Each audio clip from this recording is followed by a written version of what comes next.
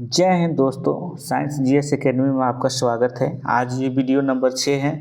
कक्षा एनसीईआरटी का कक्षा 6 क्लास का आज चैप्टर नंबर 6 और 7वां होगा। सिर्फ क्वेश्चन होगा एनसीईआरटी का। आइए स्टार्ट करते हैं। चैप्टर नंबर 6 क्या है कि हमारे चारों ओर की परिवर्तन, हमारे चारों ओर के परिवर्तन क्या है। पहला क्वेश्चन है इसका कि औजारों में लोहे के फलक में बने वलय में लकड़ी का हत्था लगाने के लिए फलक के वलय वाले हिस्से को गर्म किया जाता है। गर्म करने से वलय में निम्नलिखित में से क्या परिवर्तन होता है। आइए देखते हैं क्या परिवर्तन होता है। जैसे इसको थोड़ा सा मैं आपको समझाऊंगा। क्या है कि जैसे देखिए यहाँ पे ये कुल्हाड़ी, जैसे आपने देखा होगा कि कुल्हाड़ी होती है। कुल्हाड़ी ये होती है, इसमें एक लाठी, एक डंटा लगा होता है। कुल्हाड़ी में एक होल होता है इसमें। वो तो देखिए कोई भी धातु को गर्म करने पर थोड़ा सा फैलता है। तो कुल्हाड़ी का जो डंटा होता है, ये कुल्हाड़ी का जो डंटा लगाया जाता है, कुल्हाड़ी में जो होल होता है उससे थोड़ा सा मोटा होता है। तो इसको गर्म करते हैं, कुल्हाड़ी के होल को गर्म करते हैं तो ये फैलता है और कुल्हाड़ी के डंटे को इसी में फिट कर देते हैं। तो जब ये ठंडा हो जाता है तो सिकुड़ जाता है। तो इसको बढ़िया से, डंटे को बढ़िया से पकड़ लेता है ताकि आसानी से वो कुल्हाड़ी को चलाया जा सके। तो यही पूछ रहा है यहाँ पे, क्वेश्चन है कि यही पूछ रहा है कि उसका आकार ए ऑप्शन है कि उसका आकार छोटा हो जाता है। बी ऑप्शन है उसका आकार बड़ा हो जाता है, ये सही है। सी ऑप्शन उसके आकार में कोई परिवर्तन नहीं होते, भी गलत है। और डी है इनमें से कोई नहीं। कोई भी चीज़, कोई भी धातु गर्म करने पर फैलता है। तो यही गर्म करने पर क्या परिवर्तन होगा, तो यही पूछ रहा है गर्म करने पर इसका आकार बढ़ेगा। आइए इसका व्याख्या देखते हैं कि क्या व्याख्या दिया है। व्याख्या दिया है कि औजारों में छोटे फलक में एक वलय होता है, ठीक है, जिनमें कुल्हाड़ी के हत्थे को फंसा दिया जाता है। वही होल होता है, कुल्हाड़ी के हत्थे को फंसा दिया जाता है। साधारणतः इस वलय का अमाप लकड़ी के हत्थे के घेरे से छोटा होता है। मतलब लकड़ी का जो हत्था जो लगाते हैं वो चौड़ा होता है इसके होल से। हत्थे को वलय में फंसाने के लिए वलय को गर्म करते हैं, जिससे उसका आकार बड़ा हो जाता है, मतलब फैल जाता है। अब हत्था आसानी से इसमें जड़ दिया जाता है। जब वलय ठंडा होता है तो सिकुड़ जाता है, जिससे यह हत्थे पर कस जाता है। इसी प्रकार के परिवर्तन का उपयोग बैलगाड़ी के लकड़ी के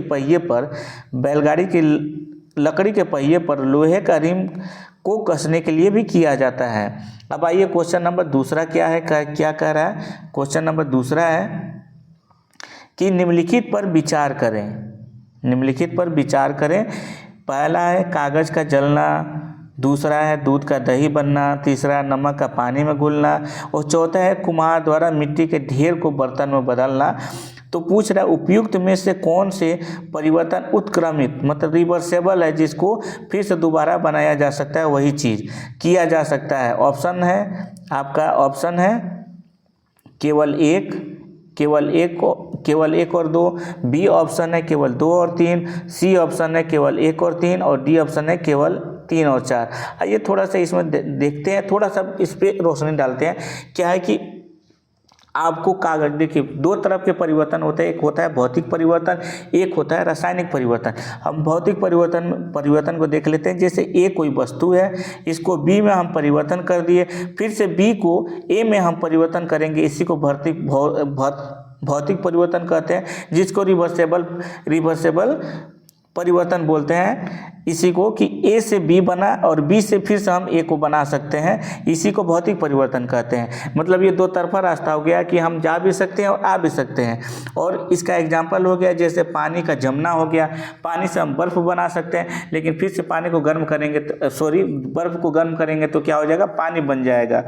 जैसे पानी, और दूसरा हो गया कि जैसे पानी को हम उबाल के भाप बना सकते हैं और भाप को हम ठंडा करेंगे तो फिर से पानी बन जाएगा, यही है। और दूसरा परिवर्तन होता है जिसको हम बोलते हैं केमिकल परिवर्तन ये होता है कि एक तरफा रास्ता होता है। अगर ए पदार्थ से बी बन गया तो फिर से बी को ए में हम नहीं बदल सकते हैं। जैसे यहीं पे दिया है कि कागज का जलना, कागज एक बार जल गया तो राख बन जाता है, तो दोबारा आपको कागज नहीं मिलेगा। दूसरा है दूध का दही बनना, तो दूध से दही बन गया तो आपको दोबारा दही से दूध आप नहीं बना सकते। तो इसी को इरिवर्सेबल परिवर्तन कहते हैं। तो इसमें यही पूछा है कि इरिवर्सिबल मतलब कौन रिवर्सिबल उत्क्रमित परिवर्तन है। तो इसमें परिवर्तन है कि आपको भौतिक परिवर्तन पूछा है, तो भौतिक परिवर्तन आपका हो गया तीसरा नंबर, नमक का पानी में घुलना। भौतिक परिवर्तन हो गया नमक का पानी में घुलना और कुम्हार द्वारा मिट्टी के ढेर में को बर्तन में बदलना। तो अब नमक में पानी में नमक अगर घुल जाए तो नमक को कैसे प्राप्त करेंगे? पानी को गर्म करेंगे तो पानी वाष्प में बदल जाएगा, वाष्प में बदलते बदलते पूरा पानी खत्म हो जाएगा, सिर्फ नमक बचेगा। इसी तरह कुम्हार द्वारा मिट्टी के ढेर को बर्तन में बदलना। कुम्हार को मिट्टी को बर्तन जब कच्चा हो तब, मतलब मिट्टी को आग में तब या भट्टी में पकाया नहीं गया हो तब बर्तन बना सकता है। अगर बर्तन में कोई खराबी है, कोई हांडी बना रहा है, हांडी में कोई खराबी है तो उसको फिर से मिट्टी में बदल सकता है। कब? जब पका ना हो, मिट्टी कच्ची हो तब। अगर पक जाने के बाद ये दोबारा फिर से आप मिट्टी इसको नहीं बना सकते हैं। तो ये ऑप्शन इसका डी सही हो जाएगा। तीसरा और चौथा क्या है? परिवर्तन मतलब उत्क्रमित परिवर्तन है, रिवर्सिबल परिवर्तन है कि ए से बी आप बना सकते हैं और बी से ए भी बना सकते हैं। दो तरफा रास्ता है। आइए इसका व्याख्या देख लेते हैं। क्या है कि व्याख्या दिया आपका कि कुछ परिवर्तनों को उत्क्रमित मतलब रिवर्स किया जा सकता है तथा कुछ को नहीं। जैसे कागज का जलना, दूध का दही बनना, ये परिवर्तन उत्क्रमित नहीं है, मतलब रिवर्सेबल नहीं किया जा सकता है। जो एक बार बन गया, एक तरफा रास्ता है, जो एक बार बन गया वो बन गया, दोबारा वो पहले वाला पदार्थ नहीं बनेगा। जबकि नमक का पानी में घुलना तथा कुम्हार द्वारा मिट्टी के ढेर को बर्तन में बदलना उत्क्रमित किया जा सकता है, मतलब दोबारा रिवर्स आपको, मतलब नमक का पानी में घुलना तो हम लोग को नमक चाहिए, तो हम पानी को गर्म करेंगे तो वाष्प बन के पूरा पानी उड़ जाएगा, तो हमको सिर्फ नमक प्राप्त होगा। और इसी तरह कुम्हार को मिट्टी को हम फिर से बर्तन बन गया, हांडी बन गया, कच्चा है तो हम उसको फिर से गीला मिट्टी बना सकते हैं। और ये इसमें ये भी दिया है, देखिए, परंतु कुम्हार द्वारा मिट्टी के बर्तनों को भट्टी में सेकने के बाद हुए परिवर्तन को उत्क्रमित नहीं किया जा सकता है। मतलब एक बार वो पक जाए तो आप उसको फिर से मिट्टी नहीं बना सकते हैं, ठीक है।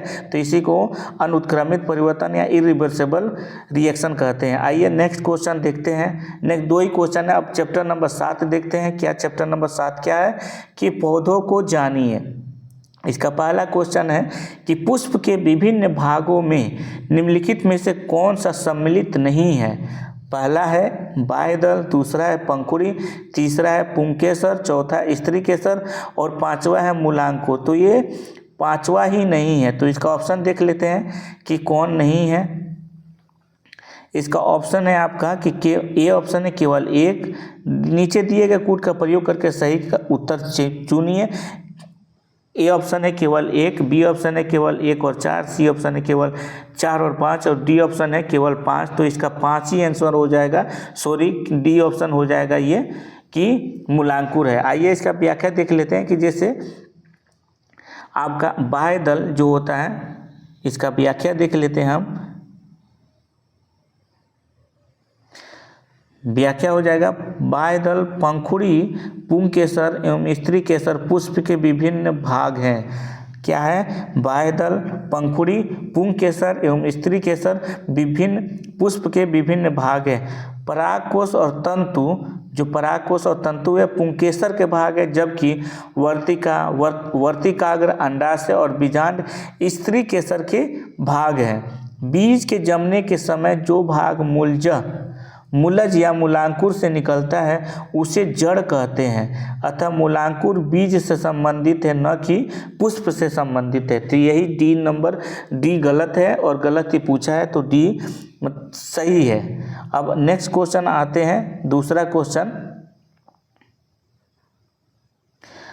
क्वेश्चन है आपका कि पत्तियों के संदर्भ में निम्नलिखित में से कौन सा कथन सही नहीं है? ए ऑप्शन है पत्ती में सिराओं का प्रतिरूप सिरा विन्यास कहलाता है, यह जालिका रूपी अथवा समानांतर हो सकता है, बिल्कुल सही है। पत्ती में पर्णवृंत और फलक होते हैं, ये भी सही है। सी ऑप्शन है पत्तियां सूर्य के प्रकाश की उपस्थिति में ही मंड संश्लेषित करती हैं, जैसे खाना बनाती है और खाना को मंड के रूप में स्टोर करती हैं, ये भी सही बात है। और डी ऑप्शन है कि पत्तियां वायुमंडल में उपस्थित जल वाष्प का कुछ हिस्सा भोजन बनाने की प्रक्रिया में ग्रहण करती है, नहीं, कार्बन डाइऑक्साइड ग्रहण करती है और जल वाष्प को बहुत मात्रा में वायुमंडल में छोड़ती है। तो डी गलत है, डी गलत है और गलत ही पूछा है। कौन सा सही नहीं है पूछा है, यहाँ पे ध्यान दीजिएगा, सही नहीं पूछा है तो डी सही नहीं है, सही नहीं पूछा है तो यही सही है, ठीक है, डी ऑप्शन ही सही है। आइए व्याख्या देखते हैं कि क्या है इसका व्याख्या। व्याख्या आपका कथन ए, कथन बी और सी सही है, परंतु कथन डी गलत है, क्योंकि पत्तियां वायुमंडल से जल वाष्प ग्रहण नहीं करती बल्कि वाष्पोत्सर्जन की क्रिया द्वारा बड़ी मात्रा में जल वाष्प को वायुमंडल में निष्कासित करती हैं। आइए अब तीसरा नंबर क्वेश्चन देखें। तने दो तरफा मार्ग का कार्य करते हैं। तनों के कार्य के संदर्भ में निम्नलिखित कथनों पर विचार कीजिए। पहला है, तना जल एवं खनिज को पतली नलिकाओं द्वारा पत्तियों तथा पौधों के अन्य भागों तक पहुंचाता है। दूसरा है, पत्तियों द्वारा बना भोजन तनों से होकर ही पौधे के विभिन्न भागों में संग्रहित होता है। तो उपयुक्त में से कौन सा कथन सही है? तो ए है, केवल ए सही है, बी है केवल दो सही है, सी है केवल एक और दोनों सही है और डी है न तो एक सही है न तो दो सही है। तो इसका ऑप्शन हो जाएगा ए, केवल एक सही है। तो इसका ऑप्शन हो जाएगा क्या सही है कि ऑप्शन सी सही है, दोनों सही है। ऑप्शन सी सही है कि ए भी सही है, पहला भी सही है और दूसरा भी सही है, तो ऑप्शन सी सही है। आइए इसका व्याख्या देख लेते हैं। व्याख्या दिया है कि तना उपयुक्त दोनों कार्य संपन्न करने में महत्वपूर्ण भूमिका निभाता है। तने अनेक प्रकार के होते हैं, ये कठोर भी होते हैं, मुलायम भी होते हैं, वो कमज़ोर भी हो सकते हैं। वृक्षों के तने कठोर होते हैं, कमज़ोर तने वाले पौधे सीधे खड़े नहीं हो पाते और किसी सहारे ये खड़े होते हैं और भूमि पर ये फैल जाते हैं। अगर भूमि पर फैल जाते हैं, अगर इनको सहारा मिले तो उस पर चढ़ जाते हैं। इन्हें विसर्पी लता कहते हैं, जबकि कुछ पौधे आरोही कहलाते हैं। और चौथा नंबर क्वेश्चन आइए देखते हैं। चौथा नंबर क्वेश्चन क्या है? क्वेश्चन है कि जड़ों के संदर्भ में निम्नलिखित कथनों पर विचार कीजिए। पहला है, क्या है क्वेश्चन? जड़ों के संदर्भ में निम्नलिखित कथनों पर विचार कीजिए। पहला ऑप्शन है, जड़ें मिट्टी से जल और खनिज पदार्थों का अवशोषण करती हैं तथा पौधों को मिट्टी में दृढ़ता से जमाए रखती हैं। बिल्कुल सही बात है।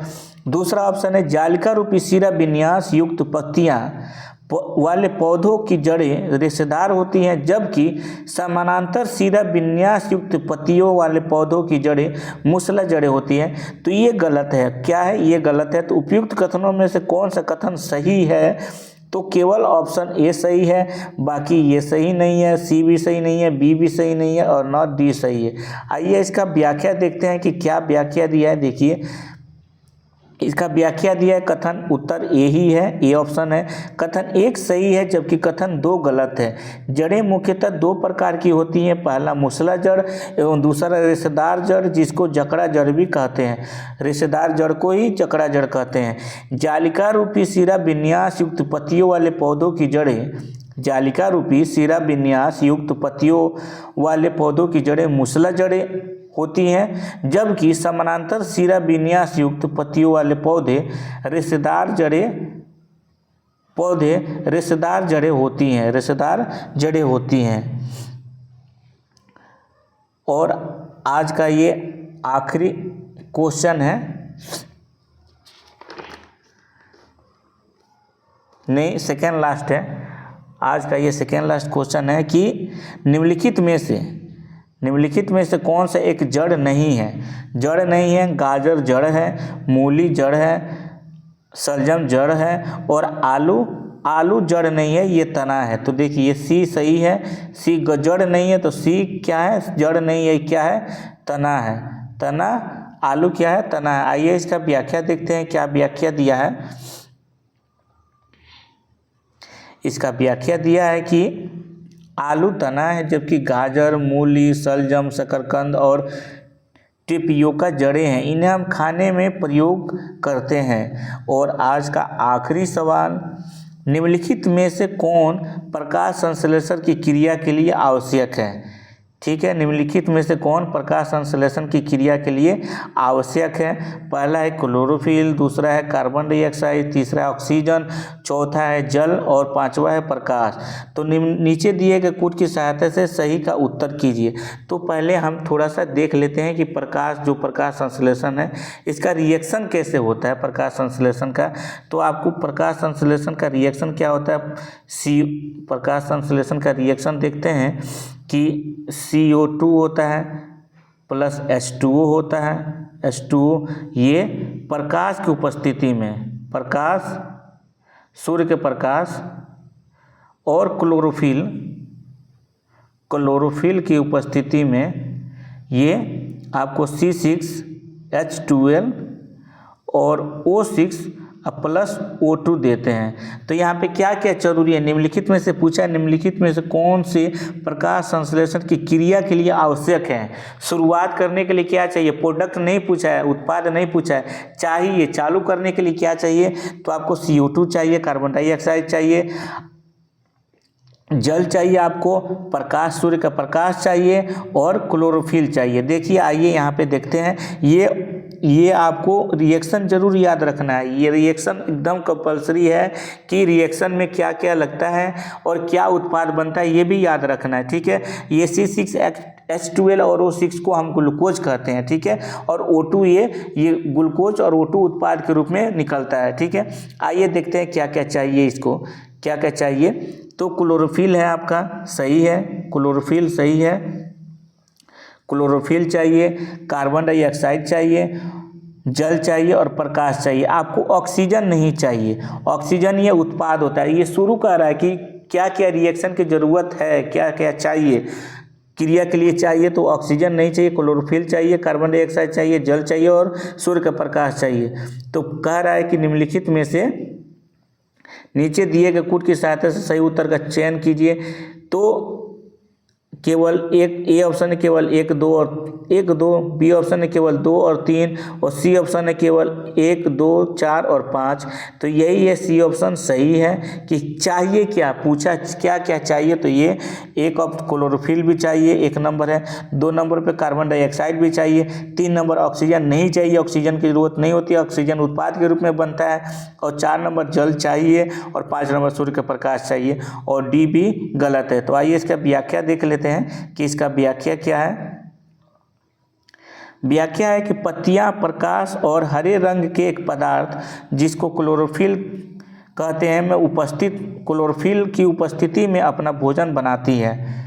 क्या होता है, प्रकाश और क्लोरोफिल, पत्तियां प्रकाश और क्लोरोफिल की उपस्थिति में, हरे रंग का वर्णक होता है, क्लोरोफिल की उपस्थिति में इस प्रक्रिया भोजन बनाती है। इस प्रक्रिया में जल एवं कार्बन डाइऑक्साइड का उपयोग करती हैं। इस प्रक्रम को प्रकाश संश्लेषण या फोटोसिंथेसिस कहते हैं। इस प्रक्रम में ऑक्सीजन निष्कासित होती है, मतलब पदार्थ के रूप में निकलता है। पत्तियों द्वारा संश्लेषित भोजन अंततः पौधों के विभिन्न भागों में मंड के रूप में संग्रहित होती है। तो पत्तियां मंड के रूप में संश्लेषित, पत्तियां द्वारा संश्लेषित भोजन अंततः पौधे के विभिन्न भागों मंड के रूप में संग्रहित हो जाता है। ये पत्तियों में पादपों में होता है। पादपों में ही थोड़ा सा इसमें जान लेते हैं।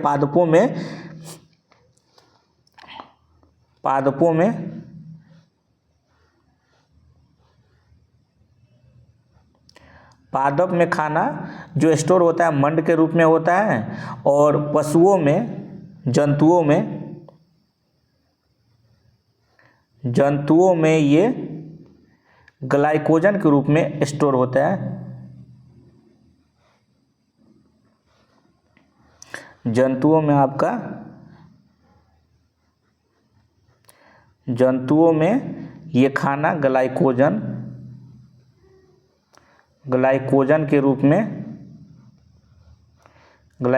रूप में स्टोर होता है। तो आज के लिए इतना ही। आपको अगर ये वीडियो अच्छा लगा हो तो प्लीज़ लाइक करें और सबसे बड़ी बात सब्सक्राइब करें।